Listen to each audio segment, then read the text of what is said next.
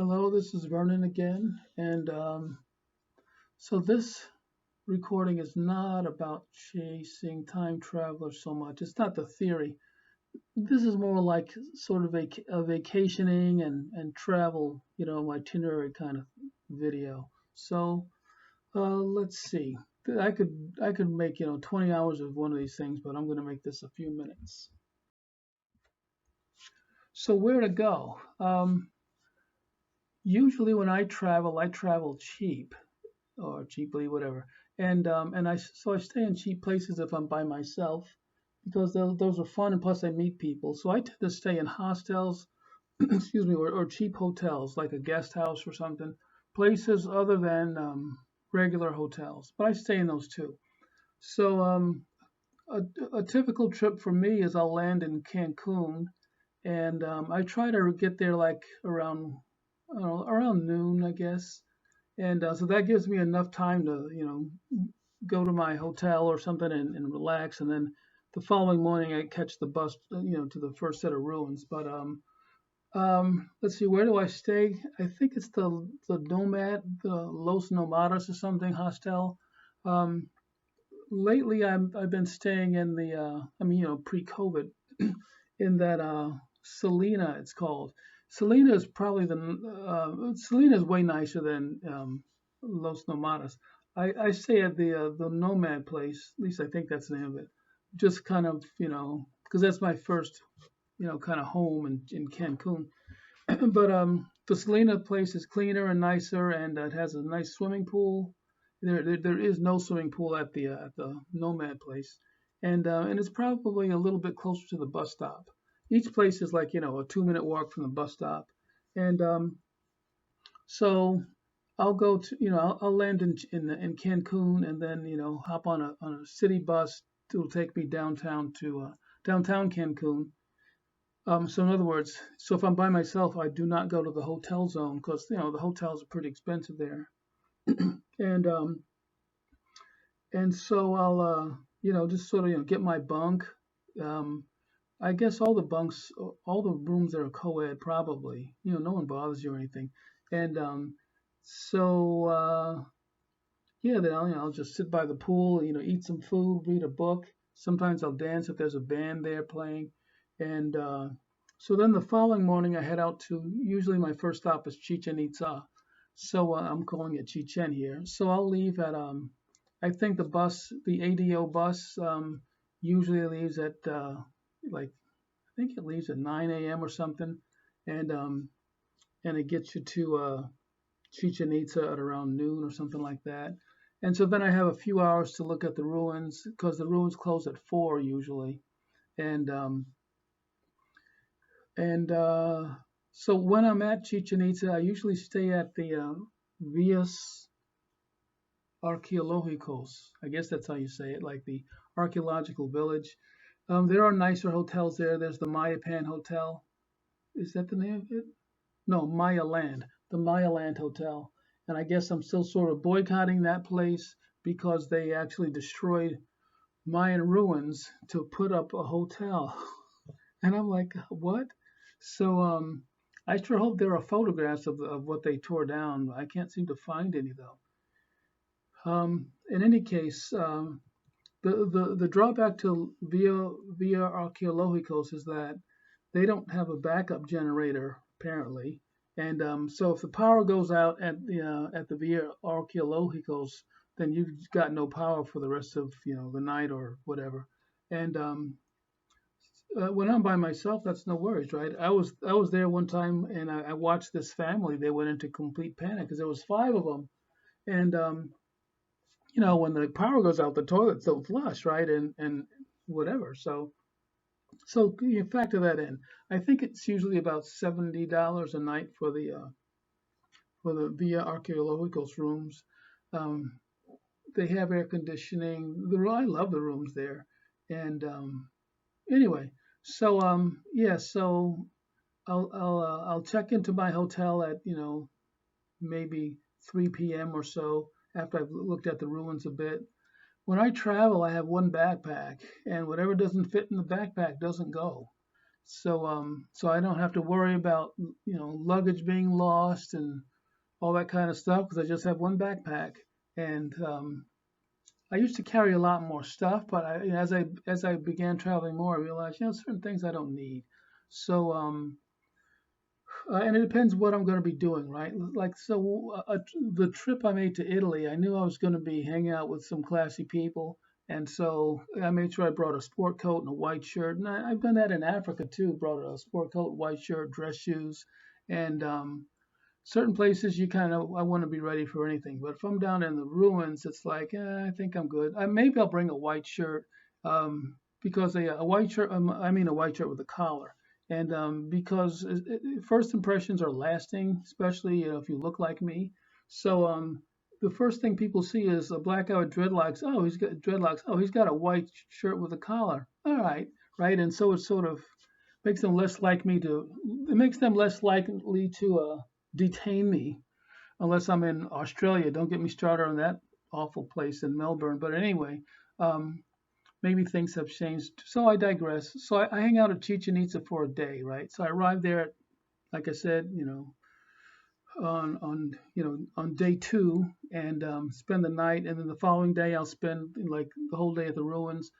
Um, the way I prepare for Chichen Itza, since it's usually pretty hot there, excuse me, is I bring I take a shower and then I wet all my clothes that are on me, and I'll like take a bottle of water and just pour it over my head and soak my hair, soak my clothes, and sometimes I'll bring a towel, a small towel, and soak that, and then I'll head out to the ruins. And within an hour, I'm bone dry, and so then I just soak it. I just pour water on myself again. The heat sneaks up on you, and I've seen people look like they're strutting around like, "Oh, I can do this. I've been in hot weather." I'm like, "Okay, good luck, pal." And then you see them, 40 minutes later, looking awful, sitting off in the what little shade they can find. You can't let the heat get to you. You have to keep it away because once it gets to you, then you've got problems. Um, there's a part of Chichen Itza I've never seen. It's called Old Chichen, and in my theory, that's like the South America part. So let's see. Let's talk about. Okay, so when I'm ready to leave Chichen Itza, um, I uh, I go online and I check the ADO bus schedule and see there are different buses there. There's the Oriente bus, there's the ADO bus, and there's the Mayab bus, I think it's called. And they're different prices and different there are different expectations. ADO is like the elite bus, and Oriente not so much. I think Mayab may be a little lower than Oriente. I forget. And but it's nice to have a seat when you get on a bus. Some of those buses, like if it's Oriente, I remember once I got an Oriente bus in Chichen Itza to head back to Cancun. That's like a 4-hour ride. I stood up the whole way. There were just no seats. And let's talk about Uxmal. I was in Uxmal maybe 3 or 4 times. I forget. But one of the things about Uxmal is, you can take the bus there early. At least that's what I do. I take the ADO bus. I leave at like 6 a.m. out of uh, out of Merida, right? So I guess I'm messing up the sequence of this little story. All right, so I land in Cancun, spend the night. The following morning, I go to Chichen Itza, spend the night. The next day, I'll spend the night usually, and then the following day, I'll take a bus to Merida. And at Merida, I'll stay at a hostel. I can't remember the name of it, but I know it when I see it. And I get my own room there because if you're over, I think it's age 60 or something, 50, I forget. But if you're over a certain age, then they require you to stay by yourself, which is fine by me because, yeah, just, guys blowing beer through their noses or something. But in any case, and so I'll spend the night in the hostel and in Uxmal. I'm not Uxmal, sorry. I'll spend the night in Merida. And I've always had a good time at the hostel in Merida. And there's just fun people. Today, I still have warm memories for them, and I can't even remember their names. And this is like 5 years ago or so, but just real cool people. And so Merida is nice. There's a rumor or myth, whatever, that the reason Merida is so chill, so to speak, is because the tough guys have all agreed to make that like a neutral zone, so their families and stuff can hang out without fear of being gunned down. And I don't know how true that is, but I'm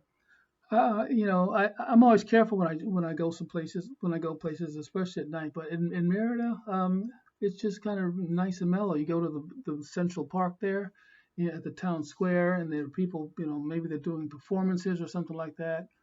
And so let's see. Oh yeah, so back to hostels. Let's see, where have I seen a rat? I know I saw a rat or a very large mouse, whatever it was, in well, I'll say one of the places, but not Salina. I haven't seen anything there. The cleanest hostel I've ever seen, I've been in a lot of hostels. The cleanest and my favorite, at least in terms of Mexico, it's um, it's in the city of Chetumal. So if you take the bus out of Cancun, you head straight down the coast. So you go through, like Playa del Carmen and Tulum and those places and Bacalar, and then you get down to Chetumal, and and then you're at the border of Belize. It's the border is like maybe a 10-minute car ride, if not 5 minutes, and but the hostel there is right across the street from the bus station. It's very clean, and I enjoy staying there. The rooms it's everything's very clean and nice and cool, and I mean in terms of temperature.